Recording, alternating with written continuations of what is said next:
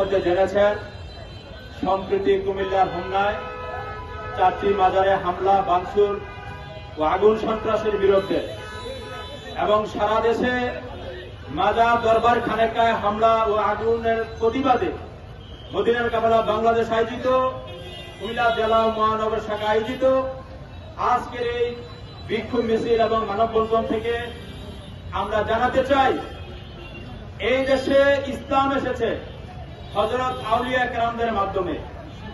এই দেশে মসজিদ এসেছে আউলিয়া কেরামদের কারণে। এই দেশে আমরা ইসলাম পেয়েছি হযরত আউলিয়া কেরামদের মাধ্যমে।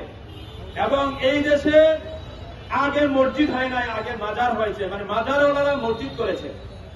আজকে সেই মাজার মসজিদে যে বা যারা হামলা করছেন, ঘৃণা পোষণ করছেন তৌহিদি জনতার নামে, সেটার তীব্র নিন্দা এবং প্রতিবাদ জানাচ্ছি এবং সরকারের দৃষ্টি আকর্ষণ করছি, দেশের সম্পত্তি রক্ষা করার লক্ষ্যে, শান্তি বিরাজমান রাখার লক্ষ্যে আপনারা নিরপেক্ষ দৃষ্টিতে সবার অবস্থান নিশ্চিত করুন। আমরা চাই সবাই মিলেমিশে এই দেশের সুফিবাদী সুন্নি জনতা, সত্যিকার অর্থে শান্তিপ্রিয় সুন্নি জনতা, আমরা কখনো ভাঙচুর, সন্ত্রাসী, জঙ্গি কর্মকাণ্ডে বিশ্বাসী নই এবং ইসলামও সন্ত্রাসী কর্মকাণ্ড সমর্থন করে না। সুতরাং আসুন সবাই মিলে এই বাংলাদেশটাকে সুন্দরভাবে গড়ে তুলি এবং শান্তিপূর্ণভাবে বসবাস করি। কেউ কারো বিরুদ্ধে আমরা না যাই।